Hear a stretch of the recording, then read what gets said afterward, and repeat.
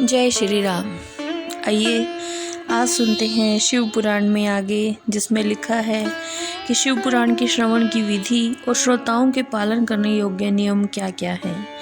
शौनक जी ने कहा, महापराग व्यास शिष्य सूत जी, आपको नमस्कार है। आप धन्य हैं, शिव भक्तों में श्रेष्ठ हैं, आपके महान गुण वर्णन करने योग्य हैं। अब आप मुझे बताइए कि शिव पुराण का श्रवण कैसे किया जाता है, जिससे सभी श्रोताओं को संपूर्ण उत्तम फल की प्राप्ति हो सके।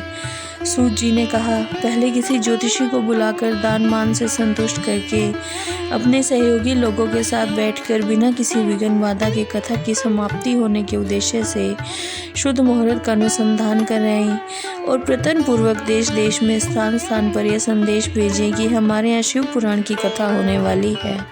अपने कल्याण की इच्छा रखने वाले लोगों को उसे सुनने के लिए अवश्य पधारना चाहिए। कुछ लोग भगवान श्री हरि की कथा से बहुत दूर हैं। कितने ही स्त्री शूद्र आदि भगवान शंकर के कथा कीर्तन से वंचित रहते हैं। उन सबको भी सूचना दे देनी चाहिए। देश देश में जो भगवान शिव के भक्त हों, शिव की कथा के कीर्तन और श्रवण के लिए उत्सुक हों, उन सबको आदर पूर्वक बुलवाना चाहिए और आए हुए लोगों का सब प्रकार से आदर सत्कार करना चाहिए। शिव मंदिर में, तीर्थ में, वन प्रांत में, घर में शिव पुराण की कथा सुनने के लिए उत्तम स्थान का निर्माण करना चाहिए। केले के पत्तों से पंडाल बनाना चाहिए और फिर अच्छी तरह से सुशोभित करके कथा मंडप तैयार करवाना चाहिए।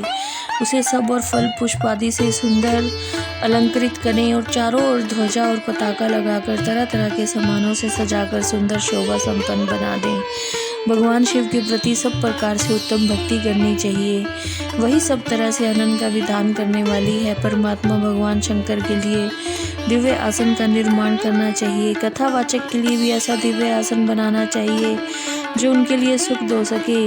नियम पूर्वक कथा सुनने वाले श्रोताओं के लिए भी सुंदर स्थान की व्यवस्था करनी चाहिए। जिनके मुख से निकली हुई वाणी देहधारियों के लिए कामधेनु के समान अभिष्ट फल देने वाली है, उस पुराण वेत्ता विद्वान ब्राह्मण के प्रति तुच्छ बुद्धि कभी नहीं करनी चाहिए। संसार में जन्म तथा गुणों के कारण बहुत से गुरु होते हैं, परंतु उन सब में पुराणों का ज्ञाता विद्वान ही परम गुरु माना गया है। पुराण वेत्ता पवित्र, दक्ष, शांत, ईर्ष्या पर विजय पाने वाला, साधु और दयालु होना चाहिए। ऐसा प्रवचन कुशल विद्वान इस पुण्यमयी कथा को कहे। सूर्योदय से आरंभ करके 3:30 पहर तक उत्तम बुद्धि वाले विद्वान पुरुष को शिव पुराण की कथा सम्यक रीति से बाँचनी चाहिए। मध्याह्न काल में 2 घड़ी तक कथा बंद रखनी चाहिए और फिर कथा आरंभ के दिन से 1 दिन पहले व्रत ग्रहण करने के लिए वक्ता को शोर करा लेना चाहिए। जिस दिन कथा हो रही हो उस दिन प्रयत्न पूर्वक प्रातःकाल का सारा नित्य क्रम संक्षेप से ही कर लेना चाहिए। वक्ता के पास उसकी सहायता के लिए एक दूसरा वैसा ही विद्वान हो, वह भी सब प्रकार के संशयों को निर्भर करने में समर्थ और लोगों को समझाने में कुशल हो। कथा में आने वाले विघ्नों की निवृत्ति के लिए गणेश जी का पूजन करें।